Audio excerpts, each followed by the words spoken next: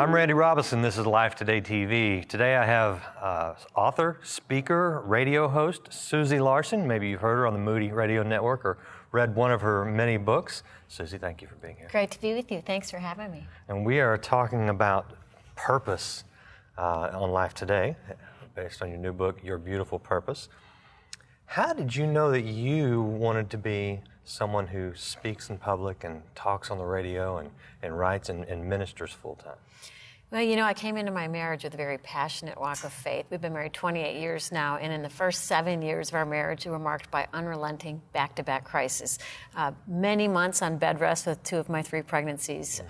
During our 3rd pregnancy, I was in bed for 6 months. I was let up for 1 day to just test the waters, and I met some girlfriends from college. We walked a path. It was a beautiful fall day. By night, I was back down in bed. Well, 2 weeks from that point, my face started to go numb. I started to have neurological symptoms during the pregnancy. Long story short, I was bit by the deer tick and didn't know it. So I went from high-risk pregnancies to babies who had a lot of respiratory issues in and out of the hospital to battling Lyme disease myself. And then when I started to get better, it was a several-year battle, and I still have some residual effects, but when I started to get better, my husband battled cancer. So it was a dry and weary land where there was no water. I was in my 20s, 3 little babies. I literally did think God lost my address. I mean, everything I prayed for, it seemed like I got the opposite. It ruined my short-term memory, so I would forget who the president was. I'd forget my nieces and nephews' names. It was so horrifying that I felt like I was sort of at the end of my life in my 20s and thought the disease would probably take me out. And on top of that, you have people who don't know what to do with someone who's got lots of, recurring pain in their lives, would say things like, maybe you're hiding sin, and if you would just come clean, God would rescue you from this. Out of the blue, I remember sitting on my floor with my 3 little kids. My face was pulsating with numbness. I felt like I was 90 years old, and I really, really didn't have any sense of purpose. I wanted to just feel God's presence again and have His Word come alive to me again. And out of the blue, a woman called from my church, and she said, I'm hearing people talk that you've been through a lot, and I brought your situation before the Lord. And she said, I just sought God on your behalf, and He gave me a picture of a platform that you're going to speak from someday with your pain. She said, so lean in and learn everything you can, because you're going to stand from that place, and you're going to speak about the faithfulness of God. And it was a light bulb moment for me. I mean, I literally did wrap my arms around the worst parts of my pain, and I started to believe God's Word to be true, even if it didn't feel true. And really, out of the ashes of that place, I just started to declare His promises over my life. I put my hand on my numb face and go, I will not die, but live and declare the works of the Lord. And I'd hold up my empty checkbook and say, He will supply my needs. And I really did trust Him. And out of the blue, I got a call from a little mom's group, and they said, will you come and share how you're keeping your faith amid such a hard trial? And I was so sick. I remember just sitting on the chair. I couldn't even stand. And I just said, I have more questions than answers right now, but this is who I know God to be. I didn't think it was that great, but women cried, and they told 2 friends.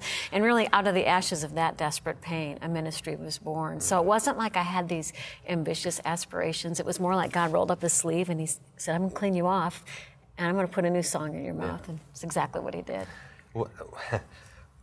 How does that translate for the young man or young woman who is maybe going to school or went to broadcast school, and they've learned how to speak eloquently? And... It's probably really frustrating. Oh, yeah. And really, I think sometimes people get a little frustrated with me when I don't have a 10-step process for them. Mm-hmm. But I believe if you're called to go to school for that, if you've got a sense of call in your life, follow the Lord and do what He says, But if you look even how Jesus healed people, He didn't do it the same way twice. And so what I think it's important not to do is to copy somebody else. You see something that's successful and you go, I'm going to do exactly as they did. I think you can learn wisdom from them, maybe adopt work habits from them, but I think you got to get your call from the Lord yourself and go the way that He says. And so mine is not a conventional way at all. But every time other people told me, you are naive, you need to make brochures and go plant them in every church if you want a speaking ministry, and I would go to the Lord, and He's like, that's not how I'm leading you. And I did get some criticism in that, because I would wait on the Lord and He would open a door. And I would start to be tempted to get ahead because everybody thought I should. Right. And I knew I had to go with a piece of God in me. And, the same people who maybe critiqued me in a certain way, once things started to really open up, were the people that came back and said, how are you making all this stuff happen? And I could clearly say, when you wait on the Lord, He puts the wind in your sails. He brings you up. He raises you up. And so I don't care what path you take. you got to wait on him. You got to get your marching orders from him and do what he says. So. And so once you did get into speaking, writing, radio program, how did the radio program come about? That's kind of great. Well, I started to speak first, and then I had this little secret desire to write, and a woman came up to me at an event and said, I think you should start writing. And I'm like, okay. So I started to write. I actually just learned the craft. I went to writers' conferences, learned how to write a book proposal, and had people critique me mercilessly. I mean, just tear me to shreds, tell me how to do this thing. And then when I started to get published and I went on a media tour, I used to be an aerobics instructor. I taught for 15 years, and I trained instructors. And one thing you do as an instructor is you execute one move while you're cueing the next move. So you're thinking ahead to the next combination while you're... And so when I was on a radio show, I'm watching the producer execute one move and cue the next one. I'm like, I so want to do that. And so I went back to the Lord, and I'm like, Lord, I love one-on-one conversation. I don't always want to be the one offering the goods. So I want to unearth it from somebody else. Is this something you think I could do? And I was doing an in-studio interview in my hometown in a radio station, and the producer followed me out, and she said, you seem kind of like natural. Would you ever consider being on the other side of the mic? And I'm like, okay. And really, it was like that. And again, that's probably going to be so frustrating for some, but I came in and I rode side saddle with the host. I learned transitions, how to transition to break, and I became the backup host. And I was a backup host for 4 years before I got my own show, and I have a live talk show that airs daily. So, and you know what? I love it the most. I love it more than speaking, because for me to find out what God's been saying to you is like my most favorite thing. To unearth the treasures in you in a way that blesses others. I don't know why, but I feel like I was made for it. And I think I'm more of an introvert, so speaking, even though I speak 2 weekends a month, it takes a lot out of me.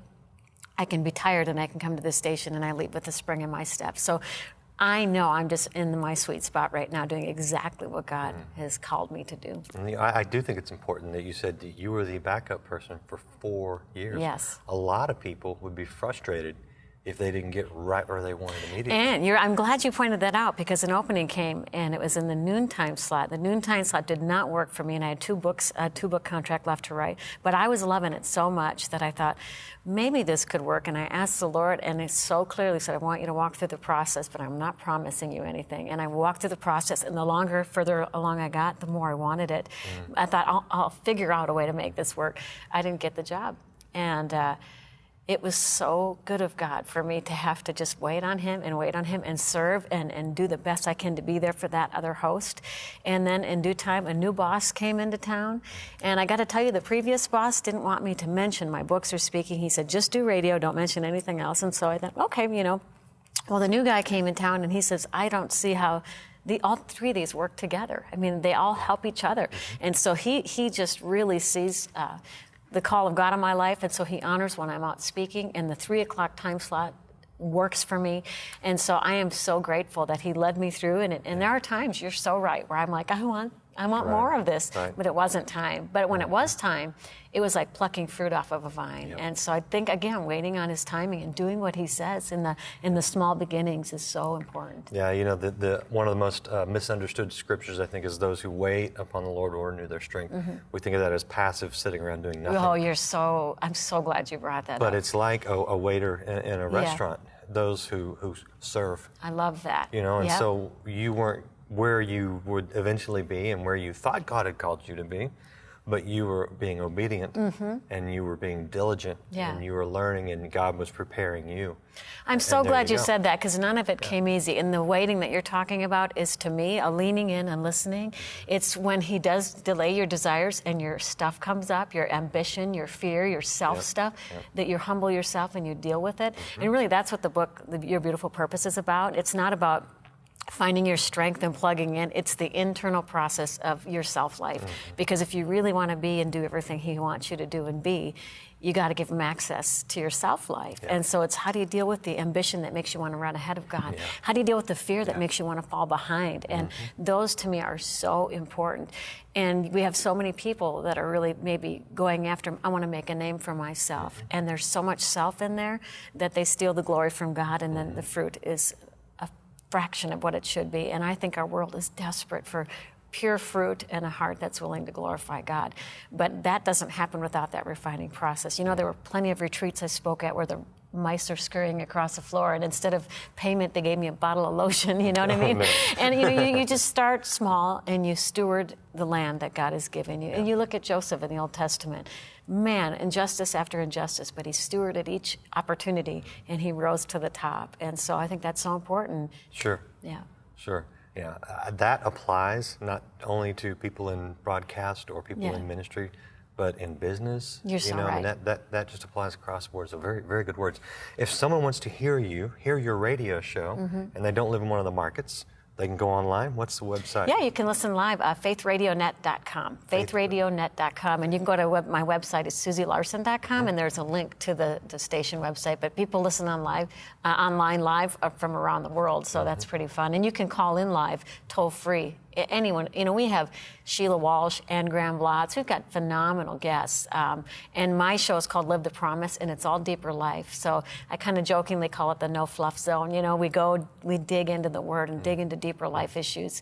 And I'm really just not interested in fluff because I feel the urgency of the hour. So we unapologetically just dig into deeper life issues. And we like to have a good laugh once in a while. But yeah, it's a good show. I love it. Good. Check out her radio program right now. You can go do that right there at the website. And then, of course, she will be on Life Today. That's available at lifetoday.org. And check out Susie's latest book, Your Beautiful Purpose. Thanks for being with us. Great to be with you, Randy. Thanks.